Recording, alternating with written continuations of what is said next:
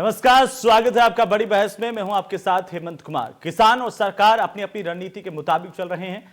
सरकार किसान आंदोलन को बंद कराने और किसानों को मनाने में जुटी है, तो किसान नेता किसानों को आराम देकर आंदोलन को मजबूत करने की रणनीति बना रहे हैं। गाजीपुर बॉर्डर पर दोपहर तक किसान नेता चक्का जाम की रणनीति बनाते रहे। दोपहर बाद किसान नेता बलबीर सिंह राजोवाल और राकेश टिकैत के बीच में चली 1 घंटे की बैठक के बाद जब राकेश टिकैत इस बैठक से बाहर निकले तो उन्होंने उत्तर प्रदेश और उत्तराखंड में चक्का जाम न करने का ऐलान किया। दूसरी तरफ राज्यसभा में भी आज जमकर हंगामा हुआ। कृषि मंत्री ने कहा कि भारत सरकार लगातार किसानों से बात करने में लगी हुई है। नरेंद्र सिंह तोमर इस दौरान विपक्ष पर जमकर बरसे और कहा कि खेती पानी से होती है, लेकिन सिर्फ कांग्रेस ही है जो खून से खेती कर सकती है। दूसरी तरफ किसान आंदोलन में लगातार विदेशी संगठनों के आने की बात सामने आ रही है और ऐसे में यह सवाल उठता है कि दिल्ली में हुई हिंसा के पीछे क्या इंटरनेशनल साजिश थी? क्या इसके पीछे खालिस्तानी संगठन थे? पिछले दिनों पर्यावरण एक्टिविस्ट ग्रेटा थनबर्ग ने किसान आंदोलन का समर्थन करते हुए एक टूल किट साझा किया था। पुलिस ने अब इस टूल किट को बनाने वालों के खिलाफ केस दर्ज किया है। दुनिया के अलग अलग 3 देशों की महिला सेलिब्रिटीज को अचानक भारत का किसान प्यारा लगने लगा, लेकिन कहानी कुछ और ही है। 3 महिलाओं के एक ही दिन में ट्वीट का यह संयोग दरअसल किसान आंदोलन में नया प्रयोग है। अब इसका कनेक्शन 26 जनवरी के हुड़दंग से भी जुड़ रहा है और खालिस्तान का समर्थन करने वाले संगठनों से भी। हैरानी की बात यह है कि इनका साथ देश के कुछ सेलिब्रिटी और नेता भी दे रहे हैं।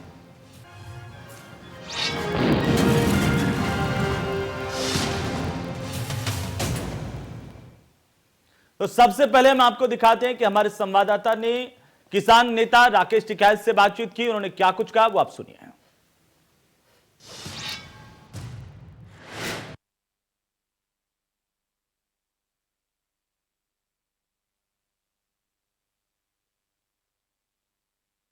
ग्रेटा के समर्थन में आखिरकार इतना अधीर क्यों है? आजादी के नाम पर विदेशियों के गुलाम क्यों? ये बड़े सवाल हैं आज के। और साथ ही साथ हम आपको बता दें कि राज्यसभा में कृषि मंत्री की ओर से बयान दिया गया।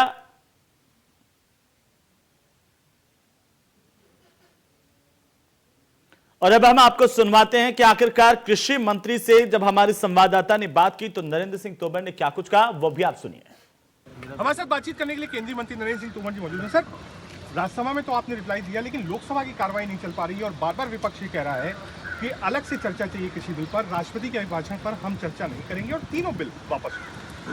केंद्र सरकार लोकसभा में भी और राज्यसभा में भी कृषि एवं कृषि सुधार बिलों पर चर्चा करने के लिए पूरी तरह तैयार है। जब चर्चा आएगी तो निश्चित रूप से प्रतिपक्ष को सुनेंगे भी और उनका जवाब भी देंगे। मैं आपके माध्यम से प्रतिपक्ष के लोगों को आग्रह करना चाहता हूँ, जिस प्रकार से राज्यसभा चल रही है वैसे ही वो लोकसभा को सुचारू रूप से चलने दें और जब चर्चा हो तो अपनी बात रखें। सर, राज्यसभा में रिप्लाई के दौरान आज आपने एक बड़ा अटैक खासतौर से कांग्रेस पार्टी ने किया, जो मैनिफेस्टो एक तरीके से एक बुक लेकर आए थे कांग्रेस नेता राहुल गांधी कि खून की खेती हुई। उस पर आपने कहा कि हम खून की खेती नहीं करते हैं, कांग्रेस खून की खेती करती है। देखिए, मैंने उस मामले में अपनी तरफ से कुछ नहीं कहा। मैं बोल रहा था उस समय खड़गे साहब जो कांग्रेस के वरिष्ठ नेता हैं, उन्होंने वो दस्तावेज निकाला जो कांग्रेस ने जारी किया और उसका शीर्षक है खून से खेती। तो मैंने उस पर ये कहा कि हमने अभी तक सुना था खेती पानी से होती है, लेकिन कांग्रेस खून से खेती करती है। देखिए, भारतीय जनता पार्टी ऐसा नहीं है। बहुत शुक्रिया हमसे बातचीत करने के लिए। रथ राकेश टंडन, इंडिया न्यूज। तो कृषि मंत्री ने कहा कि किस तरीके से सदन में चर्चा करने के लिए सरकार तैयार है। सदन के बाद भी सरकार चर्चा करने के लिए तैयार है। पहले भी कई दौर की बातचीत हुई और सम्मान के साथ हमने बातचीत की। उन्होंने एक भी कहा कि कोई ये बताएं कि आखिरकार ये कानून काले कैसे हैं और कहां से हैं, ये कोई नहीं बता रहा। उन्होंने कहा कि जहां पर भी मतभेद हैं सरकार संशोधन करने के लिए भी तैयार है। तो फिर आखिरकार ये आंदोलन क्यों है? ये बड़ा सवाल उठाया गया सरकार की ओर से, किसान नेताओं की ओर से। अभी भी यही कहा जा रहा कि जब तक कानूनों की वापसी नहीं तब तक आंदोलन खत्म नहीं होगा। पहले कानून वापस होंगे और इसी को लेकर के लगातार आज भी इस सवाल बरकरार है कि किसान आंदोलन आखिरकार कब खत्म होगा। किसान लंबे समय से, करीब 2 महीने से ज्यादा का वक्त हो गया, दिल्ली के बॉर्डर पर बैठे हुए हैं और इस बात को लेकर के लगातार एक ही बात करें कि कानून वापस लीजिए। दूसरी तरफ विपक्ष लगातार निशाना साध रहा है। राहुल गांधी से लगाकर विपक्ष के तमाम नेताओं ने भी इसे लेकर के लगातार सरकार पर निशाना साधा है। वहीं इस बात को लेकर के चाहे वो ग्रेटा का ट्वीट हो या फिर रियाना का ट्वीट हो, इसके बाद में इस बात को लेकर के राजनीति गर्मा गई। सरकार की ओर से कहा गया कि यह इंटरनेशनल साजिश है। एक एफआईआर भी दर्ज की गई उन लोगों के खिलाफ जिन्होंने टूल किट बनाया था और इसको ग्रेटा ने ट्वीट किया था। उसके बाद से ये सवाल खड़े होने लगे। अब सवाल इस बात को लेकर के है कि ग्रेटा के समर्थन के लिए इतने अधीर क्यों हैं? आजादी के नाम पर विदेशियों के आखिरकार गुलाम क्यों हैं? और साथ ही साथ सवाल यह भी कि दिल्ली की हिंसा के पीछे क्या इंटरनेशनल साजिश थी? अलग अलग तथ्य हैं, अलग अलग बयान हैं और इन्हीं बयानों के बीच आज हम चर्चा करेंगे। कृषि मंत्री का बयान आपने सुना। कृषि मंत्री ने एक बार फिर कहा कि बातचीत करने के लिए लगातार कोशिश की जा रही है, सरकार तैयार है और संसद में भी चर्चा करवाने के लिए सरकार इस मसले पर तैयार है। तो सवाल ये कि आखिरकार उन्होंने कहा कि विपक्ष नहीं बता पाया कि कानून में काला क्या है।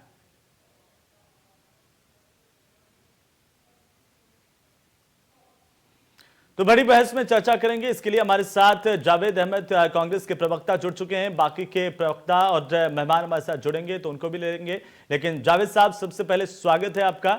और सवाल इस बात को लेकर के कि आखिरकार किसान आंदोलन को लेकर के कांग्रेस पर सरकार राजनीति करने के आरोप लगा रही है। कृषि मंत्री ने कहा कि इस कानून में काला क्या है, हमें कोई बताया नहीं है। और विपक्ष से उन्होंने सवाल किया। उसके बाद विपक्ष की जिम्मेदारी और कानून में आखिर काला क्या है, ये क्यों नहीं बता रहे सरकार को?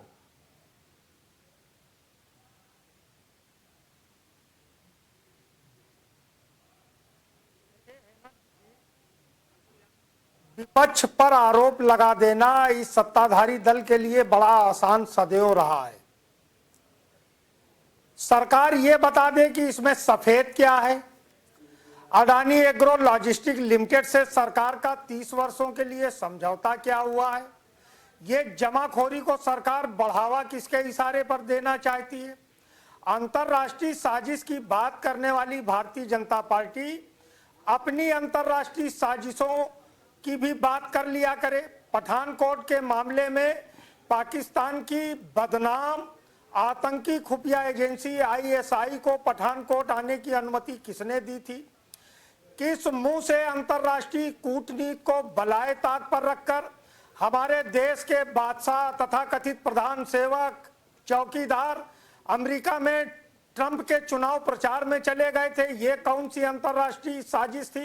ये जब आप आमंत्रित करेंगे लोगों को, जब आप अंतर्राष्ट्रीय साजिशकर्ताओं के मामले में आप हस्तक्षेप करेंगे तो ये परिणाम आपको भोगने पड़ेंगे, हमको भोगने पड़ेंगे।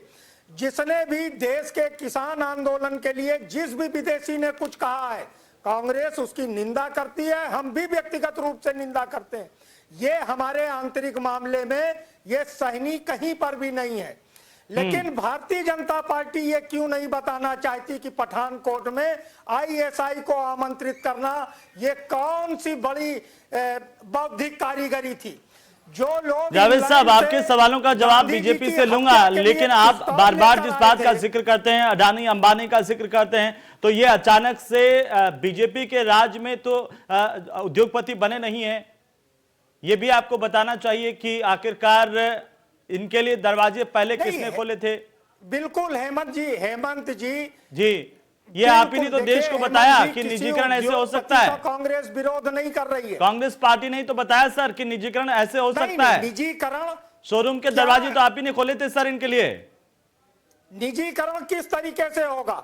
आप निजीकरण के नाम पर सरकारी संसाधन को, जो सरकारी संसाधन नवरत्न कंपनियों में है, जो संसाधन देश के खजाने को भर सकते हैं, जिन संसाधनों के बल पर देश का विकास हो सकता है, वो संसाधन क्यों निजी हाथों में दिए जा रहे हैं? बाजार को क्यों निजी हाथों में दिया जा रहा है? कृषि पर और बाजार पर अगर सरकार का नियंत्रण खत्म होगा, मैं तो यही सवाल कर रहा हूं ना सर आपसे जावेद साहब कि निजीकरण के दरवाजे खोलने वाली सबसे पहले आप ही तो थे। हमने निजीकरण में क्या फार्मिंग दे दी थी? हमने निजीकरण में क्या बाजार लुटा दिया था? क्या हमने निजीकरण में निम्न और मध्यम वर्ग की चिंता नहीं की थी? ये निजीकरण किस तरीके से किया जाता है? चलिए किसानों के मसले पर आते हैं। मैं जावेद साहब आपके पास आता हूं। हमारे साथ दो मेहमान जुड़ चुके हैं। आलोक वर्मा प्रवक्ता है भारतीय किसान यूनियन के, और साथ ही साथ सूर्या मैथिली भारतीय जनता पार्टी के प्रवक्ता भी हमारे साथ जुड़ चुके हैं। आप दोनों का भी बहुत बहुत स्वागत है।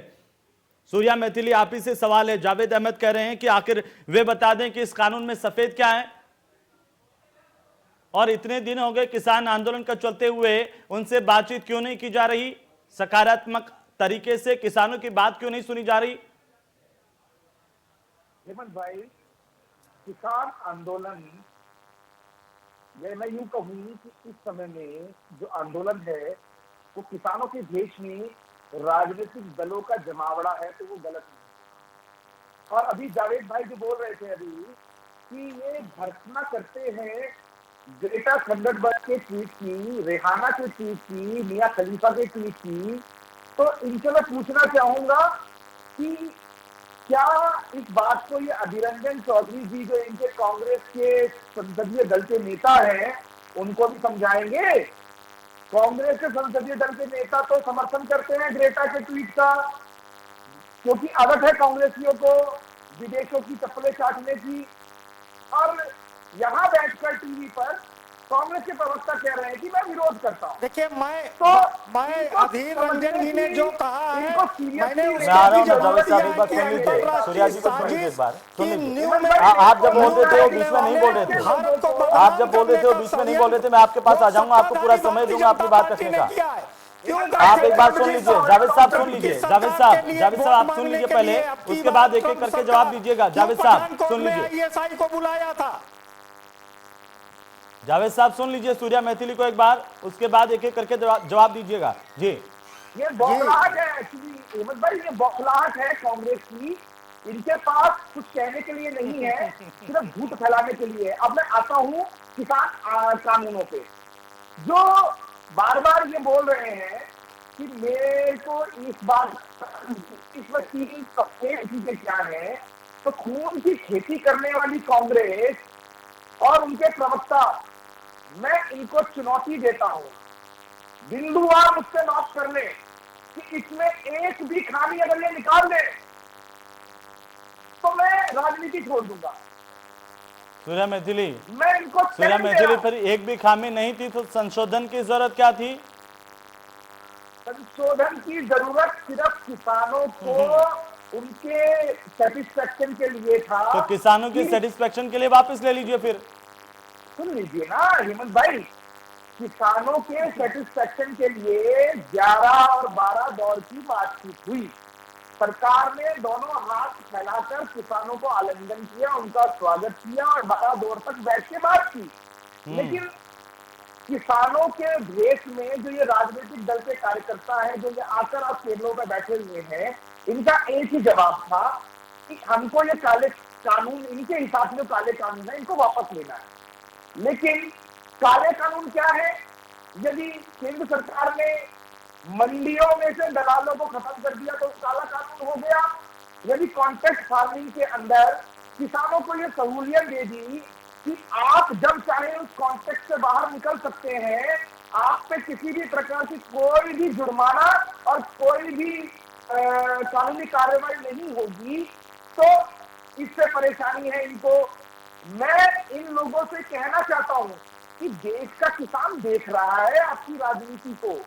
28 प्रदेश, आज केंद्र शासित प्रदेशों में से केवल पंजाब और हरियाणा में, जहां पर कांग्रेस के लोग ज्यादा सक्रिय हैं, वहां पर सिर्फ ये आंदोलन के अंदर ये लोग खालिस्तान का समर्थन लेकर, अजनक तत्वों का समर्थन लेकर, सूर्या मैथिली जी, अब तो किसानों की हर जगह पंचायत हो रही है। महापंचायत शामली में हो रही है। आप तो करें कांग्रेस के लोग हरियाणा और पंजाब में ज्यादा सक्रिय है। हरियाणा में तो आप ही की सरकार है। अरे सुन लीजिए ना जी, शामली में जो महापंचायत हुई तो किसने बुलाया? जयंत चौधरी ने बुलाया। जयंत चौधरी राष्ट्रीय लोकदल के नेता हैं। किसी के भी नेता हो, लोग तो आ रहे हैं ना उसमें, किसान तो जुड़ रहे हैं ना सर। ये जो भीड़ है, आप उसको क्या कहेंगे? अरे किसान नहीं जुड़ रहे हैं, ये केवल और केवल राजनीतिक दलों के कार्यकर्ता जुड़ रहे हैं। इतने सारे कार्यकर्ता हैं। कितने कार्यकर्ता है आप मुझे बताइए? 10,000, 15,000, 20,000, 25,000, 50,000। आप भी तो देख रहे होंगे ना सर, अलग अलग जगहों पर उत्तर प्रदेश में भी महापंचायत हो रही है। पूरा विपक्ष, समाजवादी पार्टी, बहुजन समाज पार्टी, राष्ट्रीय लोकदल, आम आदमी पार्टी, कांग्रेस, हरियाणा के अंदर आप तो कहते हैं कि सबसे ज्यादा कार्यकर्ता आप ही के हैं, तो फिर ये आप ही के कार्यकर्ता कैसे बाहर आ रहे हैं? नहीं, मेरे कार्यकर्ता नहीं है ना, मैंने आपको बताया। बीजेपी कहती है ना कि दुनिया की सबसे बड़ी पार्टी है, सबसे ज्यादा कार्यकर्ता भारत में आप ही की पार्टी के हैं जी। और ये जो भीड़ दिखाई दे रही है अलग अलग महापंचायतों में, आप कह रहे हैं किसान नहीं है? मैं आपको बताना चाहता हूँ ना, राजनीतिक दलों के कार्यकर्ता और साथ में किसानों को बरगलाया जा रहा है, झूठा फैलाया जा रहा है। अभी मैं एक चैनल की डिबेट पे आज तक पे देख रहा था, एक कार्यकर्ता, एक किसान नेता दिगंबर सिंह जी ये कह रहे थे कि हमारे को इस कानून को लागू होने के बाद कॉन्ट्रैक्ट फार्मिंग में हमारे हाथों से जमीन निकल जाएगी। वो अमर उजाला का एक पेज दिखा रहे थे। तो इस तरह की झूठी बातें जो लेकिन सुरेश साहब, आप कहाँ किस चैनल पर देख कर के आए हैं ये आप जाने, लेकिन मैं तो ये कह रहा हूं कि जो लगातार देखिए किसान बैठा हुआ है, आप पहले कह रहे थे ये किसान नहीं है, वहां पर भी हजारों की तादाद में अलग अलग दिल्ली के बॉर्डर्स पर हैं किसान, अलग अलग राज्यों में महापंचायत हो रही है, आप इसको नकार तो नहीं सकते ना सर जनतंत्र में? मैं आपको कहना चाहता हूँ ना हेमंत भाई कि किसानों को बरगलाया भी गया है, किसानों के ठीक नाम पे है, आलोक वर्मा, किसानों को बरगलाया जा रहा है, आलोक वर्मा जवाब देंगे। सूर्या मैथिली साहब, आपने जो सवाल उठाए हैं, देखिए आप अपनी जगह सरकार में हैं और आपके सवाल उनका जवाब देने के लिए भारतीय किसान यूनियन के प्रवक्ता है हमारे साथ। आलोक वर्मा, किसानों को बरगलाया जा रहा है, यहां पर कांग्रेस, आरएलडी और उनके कार्यकर्ता महापंचायतें बुला रहे हैं। सरकार और कृषि मंत्री ने बयान देकर के कहा कि काला क्या है हमें बता दीजिए। इतने दौर की बातचीत हुई है, उसके बावजूद बात नहीं बन रही, तो इसका क्या मतलब है कि इसमें कहीं ना कहीं इंटरनेशनल साजिश भी हो रही है? अब देखो हेमंत जी, ऐसा है कि ये किसान बरगलाया नहीं गया है, ये वो किसान है जो बिल को समझ गया है। बात समझिए इसको, ये वो किसान है जो बिल को समझ गया है और बिल को समझाने वाले और भी हम लोग देखिए पंचायतें कर रहे हैं। और सूर्या मैथिली जी का ये अपना निजी बयान हो सकता है कि ये किसान बरगलाए गए हैं। इतनी बड़ी देश की पार्टी है, हम किसी पार्टी पर कोई पटाक्षेप या कोई कमेंट नहीं करना चाहते। भाई सारा तंत्र इनका है, अच्छी अच्छी योजनाएं लाके तुम बरगला लो। तुमने तो पहले हमको बहला लिया था, बहला फुसला के तो दिल्ली की गद्दी पे हमने बैठाया, और आज जब किसान अपना हक, अपना अधिकार मांगने आया तो आप उससे करो इस कानून में हमें खामियां बताइए। 11 दौर की बैठक हुई, लगभग 70 घंटे वार्ता हुई, और 70 घंटे वार्ता में किसान तो नहीं डगमगाए, लेकिन आपके संगठन, आपके सरकार और आपके प्रवक्ता के बयान जरूर डगमगा गए। हेमंत जी, जिसको ध्यान करिएगा, कभी खालिस्तानी, कभी पाकिस्तानी, कभी न जाने कौन कौन से, उसके बाद कभी कह देंगे ये मुट्ठी भर किसान है। और जब किसानों की ये पंचायत पूरे देश प्रदेश में हो रही है तो इनके द्वारा ये बयान दिया जा रहा है कि इन किसानों को बरगलाया गया है। भाई आपने तो किसान को समझाने के लिए 700 पंचायतें भी की, आपने इस बिल को समझाने के लिए अपने केंद्रीय मंत्रियों की प्रेस कॉन्फ्रेंस की, न जाने कितना पैसा, न जाने कितने दौरे आपने इस पे कर लिए, लेकिन देश के किसान को समझा नहीं सके। और हेमंत जी मैं बताऊं, ये समझा भी नहीं पाएंगे, क्योंकि आपके चैनल पर सूर्या मैथिली जी से मैं सवाल पूछ लूंगा या आप ही सवाल पूछ लेना, ये हमें ऐसा कोई खाका बता दे जिससे 2022 में आय दोगुनी कर देंगे। ये जरूर ये बताते हैं कि हमने बिचौलियों को कम कर दिया। अगर सूर्या मैथिली जी ने बिल को पढ़ा है तो उसमें इन्होंने इस बिल में लिखा है कि कोई भी पैन कार्ड धारक किसान की फसल को खरीद सकता है। तो आप ये बताओ, जब पैन कार्ड वाले को आपने फसल खरीदने के लिए अधिकृत कर दिया तो बिचौलिए घटेंगे कि बढ़ेंगे, इसका सवाल यही बता दें। दूसरी बात, देश अगर संविधान से चलता है तो संशोधन से पहले, मतलब संशोधन तो अभी सरकार ने किया नहीं, लेकिन संशोधन से पहले जिनका वर्तमान कानून है उसमें किसानों को न्यायालय जाने का अधिकार क्यों नहीं दिया गया? इन्होंने क्यों आवश्यक वस्तु भंडारण अधिनियम को इन्होंने क्यों खत्म कर दिया? एक बिल आता है जिस चलता है, लेकिन जिसके लिए बिल आता है उसको पहले पता चल जाता है। आप देख लो, किसानों के लिए 12-12 लेयर की बैरिकेटिंग कर दी गई। ये कहां का कानून है आप बता दो? लोकतंत्र में अगर इन्हीं की सरकार में नहीं, सबकी सरकार में अगर कोई व्यक्ति सरकारी संपत्ति को नुकसान करता है तो उसके खिलाफ मुकदमा लिखा जाता है। चैनल पर भी दिखा रहे हैं, गड्ढे खोद दिए, सड़क तोड़ दी, उनके खिलाफ कौन सा मुकदमा लिखाएंगे बता दें। ये सरकारी संपत्ति को बढ़ा रहे हैं या उसका नुकसान कर रहे हैं। और किसान के बारे में इनकी जो सोच है ये सबसे गलत है। मैं आपको बताऊं, इस बिल को आने के बाद उत्तर प्रदेश में 1868 का धान किसान ने 1000 से 900 रुपए में बेचा है। और इस खबर को प्रमुखता से इंडिया न्यूज चैनल ने दिखाया है। उसके बाद मुख्यमंत्री जी का बयान आया था कि हम इसमें वो कौन से वो लगा रहे हैं, अधिकारियों को भेज करके उन्होंने एक टीम बनाई थी। और टीम कब बनाई? जब धान का सीजन खत्म हो गया। ठीक है आलोक वर्मा ठीक है। 14 दिन में भुगतान करने का वादा किया था, कर नहीं पाए। 4 साल में गन्ने का 1 रुपया भी नहीं बढ़ा पाए। तो ये किसान की आज 2022 में हेमंत जी कैसे दुगनी करेंगे? दिल्ली बॉर्डर पर जो बैठा किसान है, ठीक है। सूर्या मैथिली जी जल्दी से जवाब दीजिए जो सवाल आलोक वर्मा ने उठाए हैं। अपनी फसल को आधी रेट में बेचा है। जी ये सूर्या मैथिली जी, मैं बताना चाहता हूं आलोक वर्मा जी को जी कि आप शायद बहुत ज्यादा गुमराह हैं। आपने बिल पढ़ा है? आप मुझे बिल्कुल बिल पढ़ा है, बिल्कुल पढ़ा है, मैंने बिल्कुल बिल पढ़ा है। बताइए। आप मुझे 3 खामियां बताइए इस बिल के अंदर। 3 खामियां मैं गिना रहा हूं आपको। हमने कहा कि जब इस बिल में आप सबसे पहला जो बिल लेके आए विपणन एवं संवर्धन का, आपने कहा एक देश एक मंडी, तो फिर हमें प्राइवेट सेक्टर के हवाले क्यों कर दिया? और इस बिल में आपने ऐसा क्यों किया कि आप मंडी में अगर मंडी में किसान बेचेगा तो उसको टैक्स लगेगा? मंडी आलोक जी अब सुनिए क्यों किया? हम कह रहे हैं मंडी खत्म हो जाएगी। दूसरी बात आपने जो कॉन्ट्रैक्ट फार्मिंग की बात की, उसमें न्यायालय जाने का अधिकार क्यों नहीं दिया हमें? बताइए। तो पहला पॉइंट उठाया, आपको बहुत ही जिम्मेदारी से कहना चाहता हूँ कि आपने ये बिल नहीं पढ़ा। आपने बिल्कुल बिल नहीं पढ़ा। आप यदि उस बिल को पढ़ते तो उसके अंदर किसानों की लाचारी को खत्म किया गया है, किसानों को दलालों के चलते किया गया है। अरे मैं कह रहा हूँ जब पैसा खरीदेगा तो दलाल पढ़ेंगे। अरे क्या सुने आपकी बात को?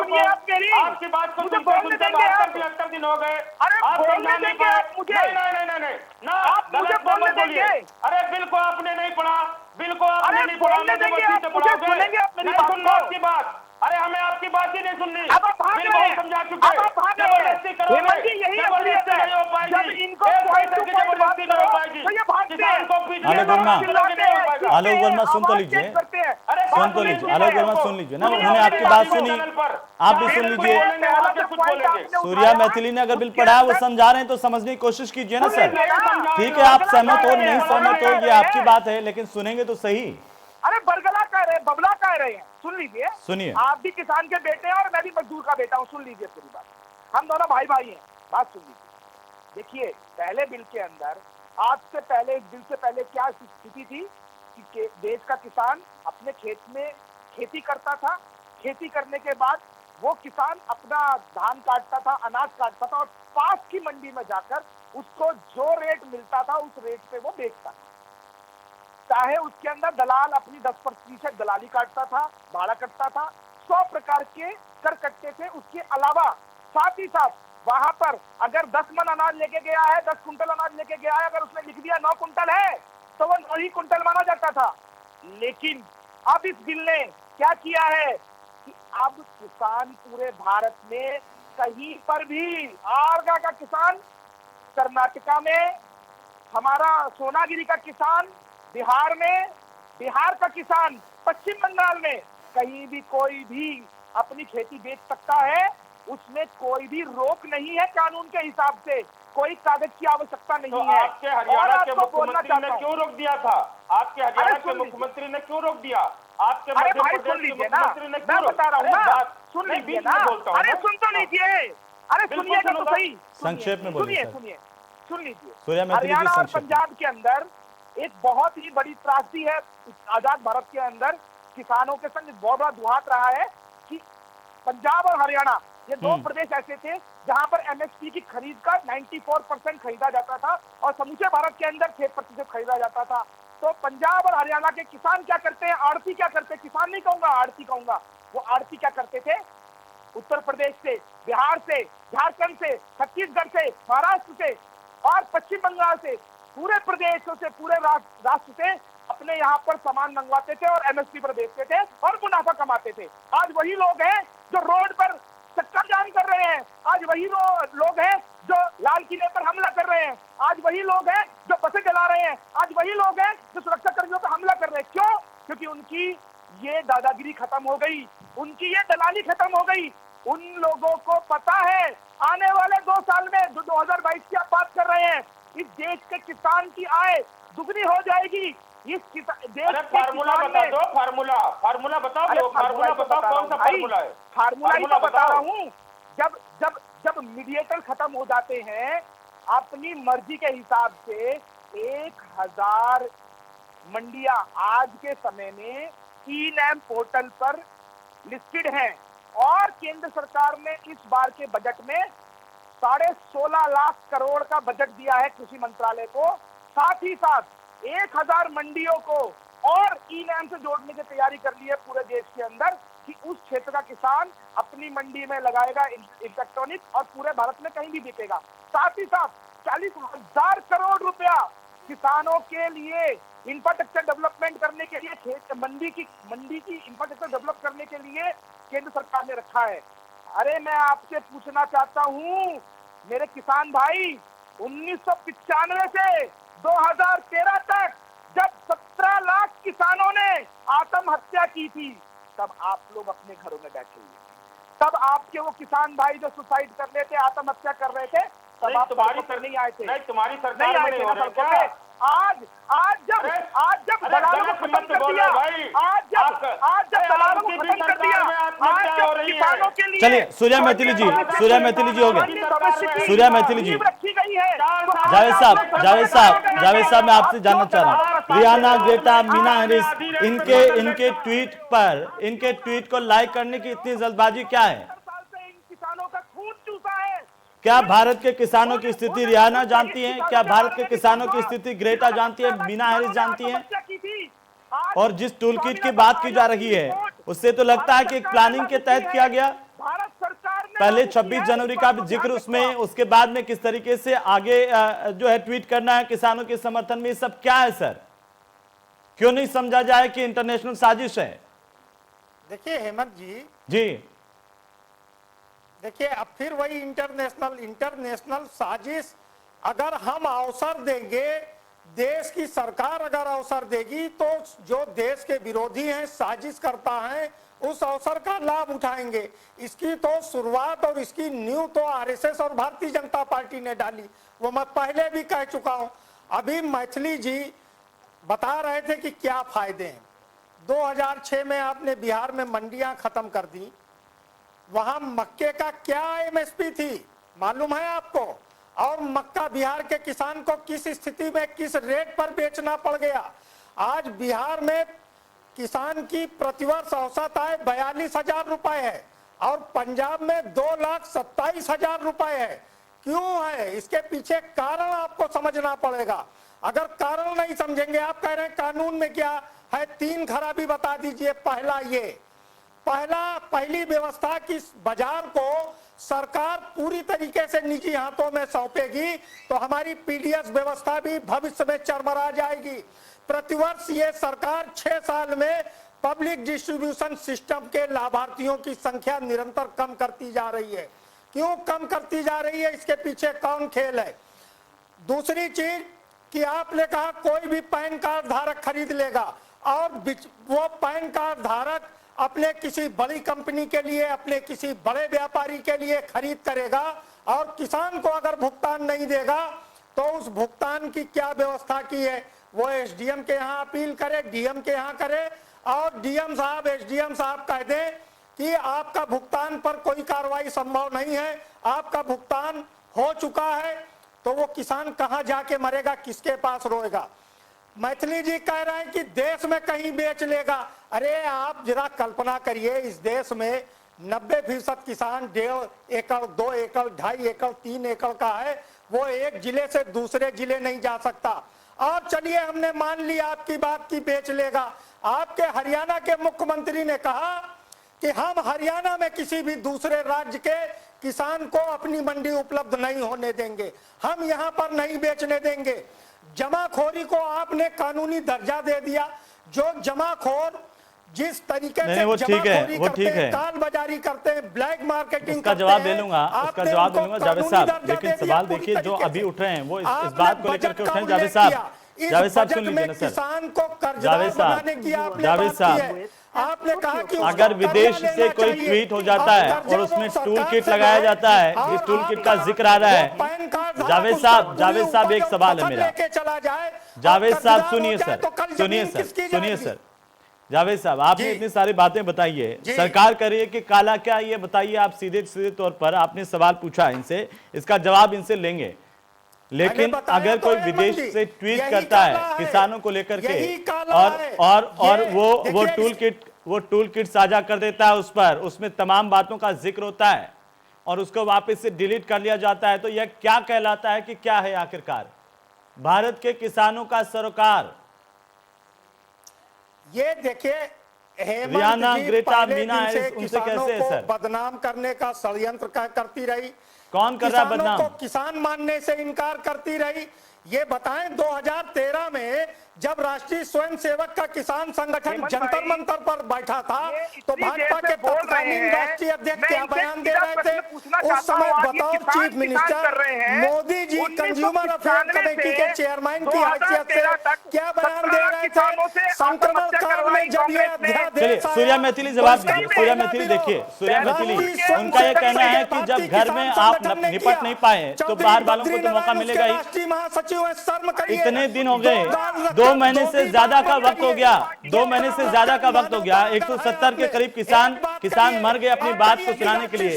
आप उनके आगे कील बिछाते हैं, उनके आगे 12 लेयर की बैरिकेडिंग करते हैं।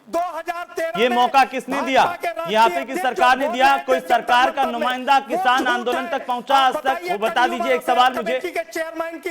जावेद साहब हो गया, सूर्या मैथिली, मैथिली जी का है वो सब। जावेद साहब वो जवाब दे रहे हैं ना, सूर्या मैथिली जवाब दे रहे हैं ना उस बात का। सूर्या मैथिली बता दीजिए। आज अमेरिका सरकार, सूर्या मैथिली, इतने दिन में कोई सरकार का नुमाइंदा किसान आंदोलन पर गया? अपने किसानों को भारी सब्सिडी देगी और भारत के किसानों को ये भारतीय जनता पार्टी, जावेद साहब अब हो गया ना बात?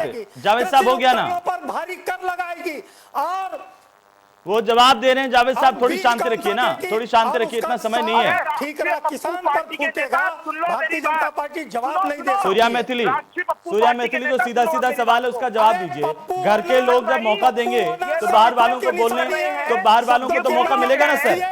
पप्पू होना सरलता की निशानी है, लेकिन फेंकू होना देश के लिए पाप है, झूठ होना पाप है। अरे अगर देशभक्त हो तो कहो सावरकर और गोडसे मुर्दाबाद। अगर आपकी रगों में अगर देशभक्ति का खून दौड़ रहा है तो चुनौती दे दो, कहो सावरकर मुर्दाबाद, कहो ठाकुर मुर्दाबाद, कहो नथुराम गोडसे मुर्दाबाद। जावेद साहब शांति बनाए रखिए ना। जावेद साहब आपको आवाज नहीं आ रही क्या मेरी? गुलामी का खून बह रहा था। जावेद साहब से सवाल करने की हैसियत में नहीं है। जावेद साहब सवाल करने की हैसियत में नहीं है। कोई सुनता तो है नहीं इनकी। एक मिनट जावेद साहब मेरी आवाज सुन रहे ना? ऐसे बहस तो नहीं होगी ना सर कि आप बोलते जाएं लगातार सुने ही नहीं। क्या कदर है? उनकी बात भी तो सुन लीजिए ना सर। हमने आपकी धीरज के साथ बातचीत सुनी है, फिर मैं आपसे सवाल करूंगा कि आपके राज्य में किसानों की हत्या नहीं हुई थी क्या? आत्महत्याएं किसान तब नहीं कर रहा था क्या? आपके राज्य में व्यवस्था क्यों नहीं बदली गई? ये निजीकरण का जो ढोल पीट रहे हैं वो कौन लेकर के आया? किसने अडानी अंबानी के लिए दरवाजे खोले? क्या आपके राज्य में अडानी अंबानी को कोई प्रोजेक्ट नहीं दिया गया क्या सर? क्षमता नहीं कि उनके सवालों का जवाब दे। नहीं आप दीजिए ना फिर। जब मैं उनसे सवाल कर रहा हूं तो आप चुप रहिए। अडानी अंबानी क्या व्यापार को समाप्त कर दे? 70 साल में किसान की हालत बदल जाती तो आज ये नौबत ही नहीं आती सर। रुपए का खुदरा कारोबार हवाले कर दे। देश की सार्वजनिक, अरे भाई आपके राज्य में किसान रामलीला मैदान तक जाकर के जंतर मंतर पर जाकर के क्यों आंदोलन कर रहा था? फिर सत्ताग्रहियों के ऊपर सूर्या मैथिली सीधा सीधा सवाल का जवाब दीजिए। सूर्या मैथिली जी, सूर्या मैथिली जी जवाब दीजिए। अरे सुन लीजिए जावेद साहब, सुन लीजिए भाई साहब, महेंद्र सिंह टिकैत जी के जावेद साहब सुन लीजिए। सूर्या मैथिली सीधा सवाल है, ये हल क्यों नहीं निकला? आप कह देते हैं हम बातचीत करने के लिए तैयार हैं, किसान आते हैं बैठ करके चले जाते हैं, आपका कोई रास्ता निकलता नहीं है। जब आप पहले कह रहे थे कि ये तो किसान ही नहीं है, उसके बाद आप कह रहे हैं कि हमारे तो कानून ठीक है, कानून ठीक है, उसके बाद आप आए कि हम संशोधन करने के लिए तैयार हैं, फिर आप आए कि 1.5 साल तक इनको हम आगे बढ़ाने के लिए तैयार हैं। इतना लफड़ा ही क्यों? जब किसान कह रहा है कि ये उसके हित में नहीं है, आप वापस ले लीजिए। हेमंत भाई आपको मैं एक बात बताना चाहता हूं। जी, ये तीनों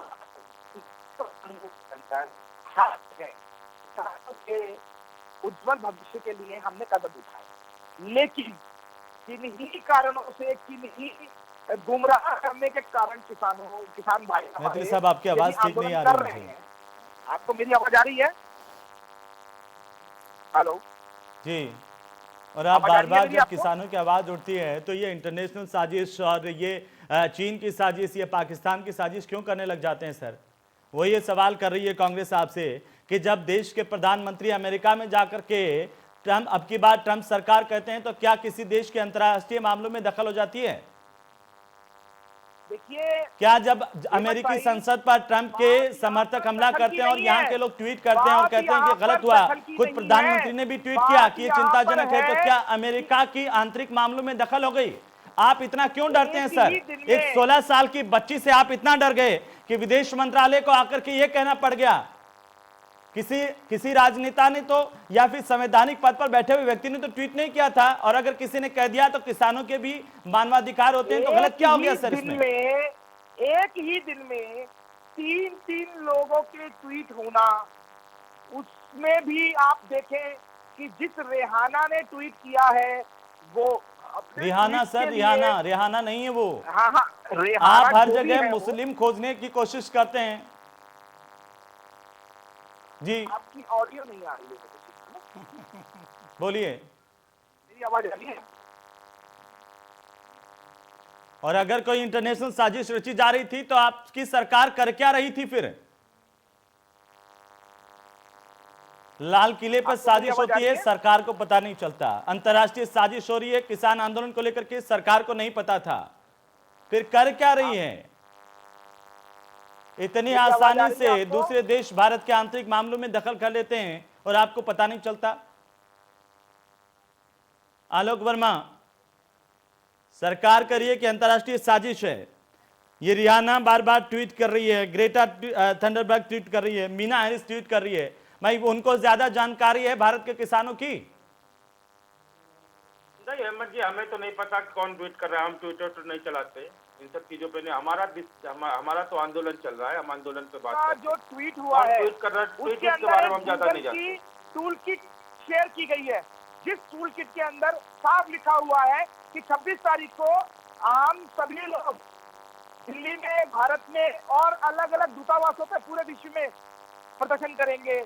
मुझे तो ये बता दीजिए सूर्या मैथिली, अगर आप बोल रहे हैं हम दिल्ली तो करेंगे, आप ये बता दीजिए कि रिहाना के ट्वीट का इतना क्या आप सीरियस ले गए, या ग्रेटा के ट्वीट को आप इतना क्यों सीरियस ले गए? क्या किसी विदेशी देश के कोई प्रधानमंत्री ने, संवैधानिक पद पर बैठे हुए व्यक्ति ने, राष्ट्रपति ने, किसी ने, राजदूत ने, उसने ट्वीट किया जो आपको जवाब देना पड़ा विदेश मंत्रालय को? करने की कोशिश कर रहा है।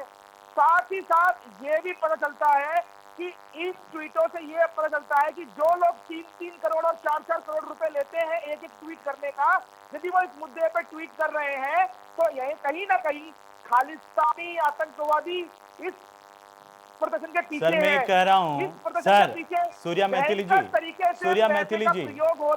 जी, सूर्या जी, अगर कहीं कोई घटना घटती है उसको मीडिया कवर तो करता है ना सर। अगर उस पर कोई रिएक्शन दे रहा है, कोई नागरिक स्वतंत्र तौर पर रिएक्शन दे रहा है, नागरिक के तौर पर, मेरा सवाल सुनिए सर, मेरा सवाल सुनिए सर। अमेरिकी संसद पर ट्रंप के समर्थक हमला करने जाते हैं तो प्रधानमंत्री का ट्वीट क्या ये समझा जाए, या फिर भारत से भी हजारों लोगों ने ट्वीट किया ना सर कि ये गलत हो रहा है? अगर किसान के साथ कुछ गलत हो रहा है और किसी ने ट्वीट कर दिया कि गलत हो रहा है, तो उसमें गलत क्या है? कहीं ना कहीं ये खालिस्तानी आतंकवादी और कांग्रेस की जो विदेशी आका है, उनकी पूरी की पूरी बैकअप टीम इस मुद्दे का तो अंतर्राष्ट्रीय सूर्या मैथिली, मेरा सवाल यही है कि अगर खालिस्तानी आतंकवादी, चाइनीज आतंकवादी, पाकिस्तानी आतंकवादी, अमेरिकी आतंकवादी शामिल है तो सरकार कर क्या रही है अब तक? सरकार काम कर रही है, अपना कानून का काम कर रहा है, विभिन्न धाराओं में एफआईआर लॉन्च हुई है। अच्छा, तो आप एफआईआर दर्ज करके ग्रेटा को गिरफ्तार करके कब ला रहे हैं सर? विजय माल्या को गिरफ्तार करके ला नहीं पाए। कितनी शहादत दे दी आपकी विचारधारा के परिवारों में, कितने नेता इस देश के लिए शहीद हुए, एक नाम बता दो। अगर देशभक्त हो तो मैं तो कह रहा हूं ना, कहो वीर सावरकर मुर्दाबाद, जिसको वीर कहते हो, कहो सावरकर मुर्दाबाद, कहो गोडसे मुर्दाबाद, कहो गोलवलकर मुर्दाबाद, नहीं कर सकते हो, हैसियत नहीं है। गांधी जी की हत्या की आपने, गांधी जी का शरीर खत्म हुआ, विचारधारा नहीं जावेद खत्म साहब, हुआ। अब गांधी जी कहां से आगे बीच में?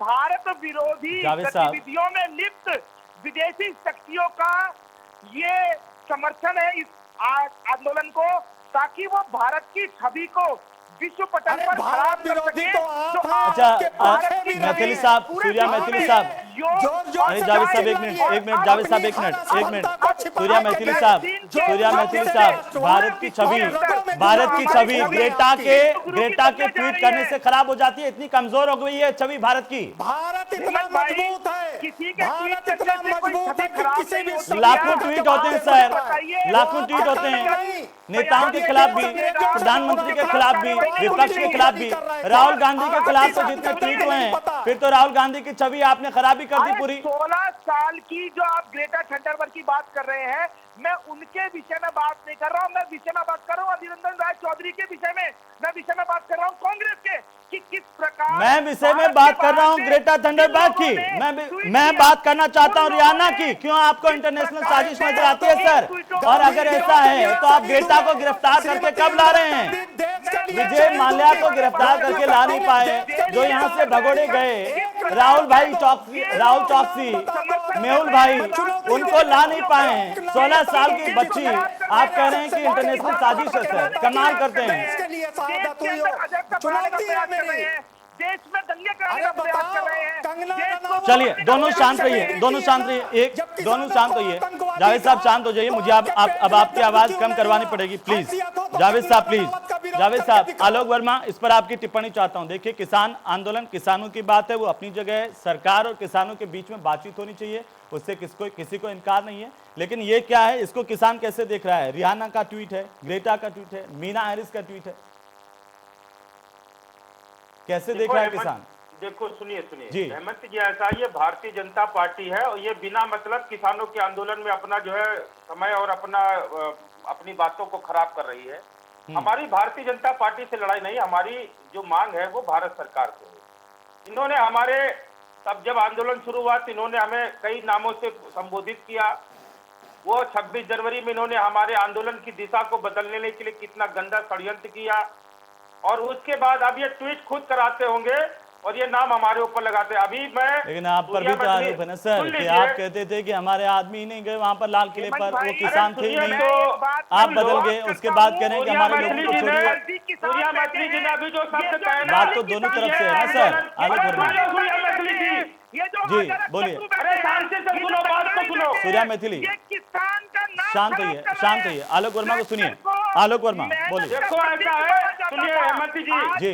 भारतीय जनता पार्टी के गुंडे, भारतीय जनता पार्टी के गुंडे गाजीपुर में किसानों को पीटने का काम करते हैं। इनका लोनी का विधायक नंद किशोर गुर्जर किसानों को पीटने का काम करता है, किसान इस देश के अंदर किसानों को पीटने का काम करता है। किसानों की पगड़ी के साथ आज तक किसी सरकार ने खिलवाड़ नहीं किया, लेकिन भारतीय जनता पार्टी की सरकार ने और उनके नेताओं ने किसानों के साथ। अरे तुम बात करोगे, तुम नंद किशोर गुर्जर, अरे सुनिए, नंद किशोर गुर्जर कौन है तुम्हारा? आज तक उसको नहीं गिरफ्तार कर पाए। आलोक वर्मा शब्दों का ध्यान रखिए, इस तरह से वो भी एक सम्मानित मेहमान है, आप भी सम्मानित हैं।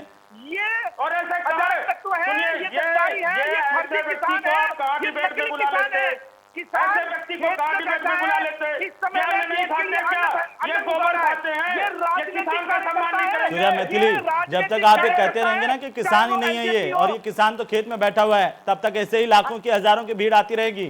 अरे इनको इसी तरह जवाब मिलेगा, परेशान मत होइए। अभी अगर गद्दी ये बयान प्रधानमंत्री ने तो नहीं दिया ना सूर्या मैथिली। प्रधानमंत्री से कहलवा दीजिए। सूर्या मैथिली जी, प्रधानमंत्री ने तो आज तक नहीं कहा कि ये किसान नहीं है, खालिस्तानी है, आतंकवादी है, किसान तो खेत में काम कर रहा है, ये आप कह रहे हैं ना सर। और देखिए, सुनिए सर, राजनाथ सिंह ने 5 दिन पहले कहा कि मैं इस बात की निंदा करता हूं कि कोई किसानों को खालिस्तानी कहे, कोई किसानों को। आप ही की पार्टी के वरिष्ठ नेता है ना सर। किसानों ने किया क्या? आप सूर्या जी, प्रधानमंत्री ने तो आज तक नहीं कहा ना सर।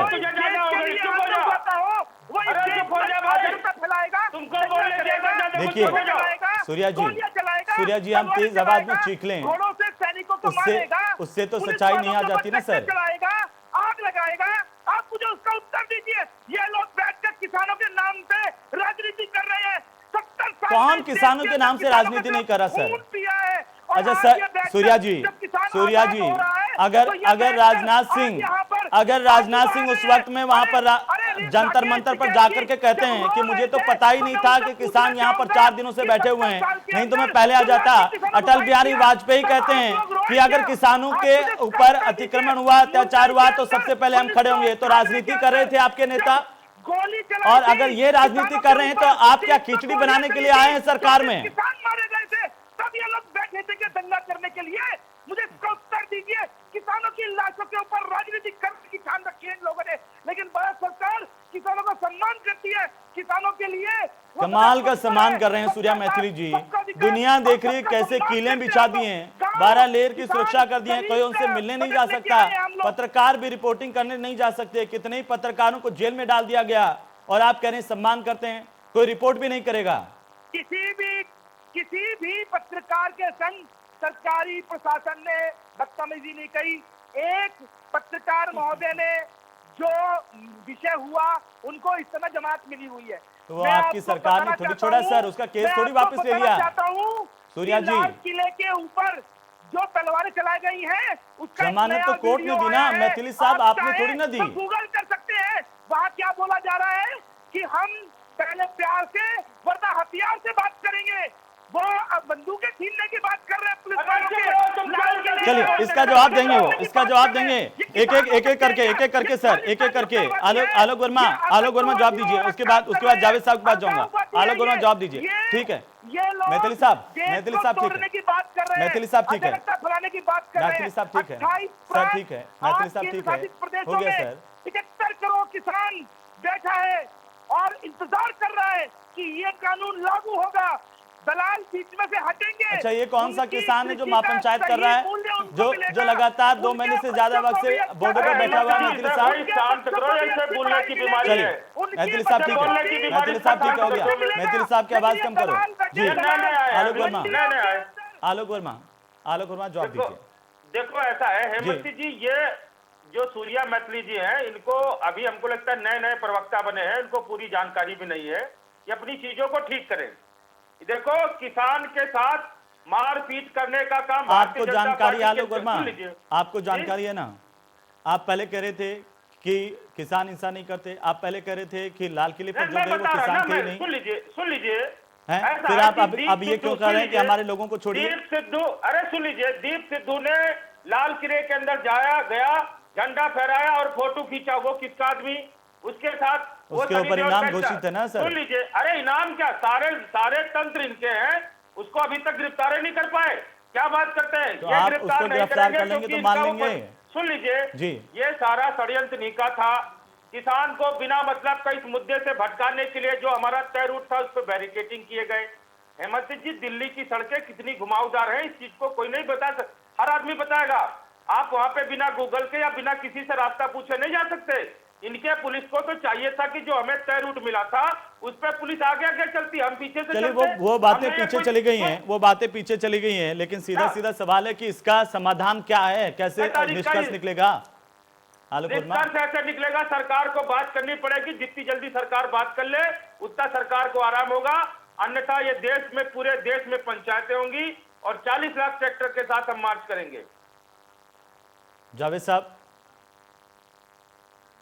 आप कह रहे हैं इंटरनेशनल साजिश भी नहीं है, आप कह रहे हैं कि हम राजनीति भी नहीं कर रहे हैं, तो फिर हो क्या रहा है? क्यों बातचीत नहीं हो पा रही है?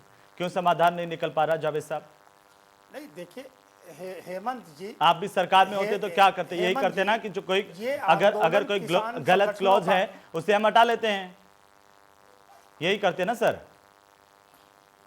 यही तो कर रही है सरकार। 2 मिनट का समय दे दीजिए, मैं एक स्पष्ट मिनट करे में दे रहा हूं। खत्म कीजिए सर पूरा। जी आप बोलिए। 1 मिनट में मैं 1 मिनट में इसको कंक्लूड किए दे रहा हूं। बिल्कुल बोलिए। 1988 में बाबा महेंद्र सिंह टिकैत दिल्ली में वोट क्लब पहुंच गए थे।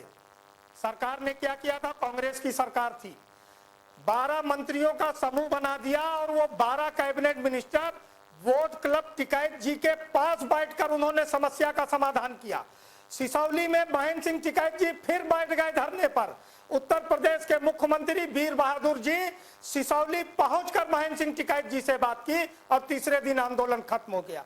ये सरकार लोकतंत्र को भाला और कील तंत्र में बदल चुकी है। आपने बार बार कहा है, राजनाथ सिंह का भी उदाहरण दे दीजिए। जब वो उत्तर प्रदेश के मुख्यमंत्री थे जावेद साहब, उनका भी दे दीजिए कि जब किसान लखनऊ में आए थे तो कैसे वो सीएम हाउस से बाहर आकर के मेजबानी कर रहे थे किसानों की। घाट उतारने की तैयारी की है भारतीय जनता पार्टी ने। वो किसानों को बरगलाना बहकाना चाहती है। बार बार आरोप कांग्रेस ने कर दिया। विपक्ष कहां है? विपक्ष का नैतिक दायित्व होता है लोकतंत्र में कि जब भी कोई समस्या होगी, कोई पीड़ित होगा तो उसको समर्थन दिया जाएगा। वो कांग्रेस ने अपने लोकतांत्रिक और संवैधानिक और भारतीय सभ्यता और परंपरा के अनुसार अपने दायित्व का निर्वहन किया है। मैथिली जी ने नहीं किया है। मैथिली जी ने अगर किया होता तो 160 से अधिक किसानों की शहादत ना होती। 3 किसानों को इन कानूनों के खिलाफ आत्महत्या के लिए विवश ना होना पड़ता। ये तो मैथिली जी को चाहिए कि वो अपने नेताओं से कहें कि अहंकार का त्याग करें। बड़े बड़े तख्त और ताज उछाले गए हैं, यही विश्व का इतिहास है। आप अहंकार को छोड़ दीजिए बादशाह। आपने जो भाषण दिया था कि मैं प्रधान सेवक हूं, मैं देश का चौकीदार हूं। जावेद साहब ठीक है, जावेद साहब ज्यादा समय नहीं है। जावेद साहब आपको 1 मिनट दिया था, अब आप चुप हो जाइए। जावेद साहब सुनिए। सूर्या मैथिली सीधा सवाल। सूर्या मैथिली 1 मिनट बात सुन लीजिए। आप बीच में नहीं बोलेंगे। अब ज्यादा समय नहीं है जावेद साहब, ज्यादा समय नहीं है। मैं चाहता हूं उससे सटीक जवाब ले लूं। सूर्या मैथिली सीधा सवाल है। प्रधानमंत्री ने कहा कि किसानों के बीच में उनके बीच में एक कॉल की दूरी है। आखिर क्या वजह हो गई कि किले आ गई, उसके बीच में बैरिकेडिंग आ गई, उसके बीच में बातचीत नहीं हो पा रही है? क्यों एक कॉल नहीं कर पाए? अपने ही देश के किसान तो हैं। हेमंत भाई, माननीय प्रधानमंत्री जी ने दोबारा जी बोलिए सर जल्दी से। इस बात को बोला कि एक कॉल की दूरी है। माननीय प्रधानमंत्री जी ने कहा कि सरकार आज भी अपने उन सभी संशोधनों पर तैयार है, चाहे वो एमएसपी पे हो, चाहे वो इस कृषि बिल को 1.5 साल तक रोकने पे हो। जी उसके अलावा सवाल तो सीधा ये था ना कि प्रधानमंत्री जी ने बातचीत क्यों नहीं की, और समस्या का समाधान जब कृषि मंत्री से नहीं निकल पा रहा तो उनको बातचीत करनी चाहिए थी। लेकिन फिर भी हम उम्मीद करते हैं कि जल्द इसका रास्ता आप निकालेंगे। बहुत बहुत शुक्रिया आप सभी का हमारे साथ जुड़ने के लिए। जावेद साहब आपका भी, आलोक वर्मा आपका भी और सूर्या मैथिली आपका भी। किसानों और सरकार के बीच में बातचीत अभी तक नहीं बन पाई, लेकिन इससे भी सरकार का कहना है कि पूरा का पूरा मैटर कहीं ना कहीं इंटरनेशनली साजिश के तौर पर भी देखा जा रहा है। सरकार को इसका खुलासा करना चाहिए। इसका हाल दूसरे मुद्दों जैसा नहीं हो जाए, इसके लिए सरकार को प्रतिबद्ध होकर के आगे आकर के कोई जांच भी बिठानी चाहिए और खुलासा करके बताना चाहिए था कि कोई साजिश हुई तो कैसे हुई और इस साजिश के गुनाहगारों का सरकार क्या कर रही है। लेकिन सबसे बड़ा सवाल यही है कि देश का किसान जब बैठा हुआ है, सरकार को बातचीत करके समस्या का समाधान जल्द से जल्द करना चाहिए। नमस्कार।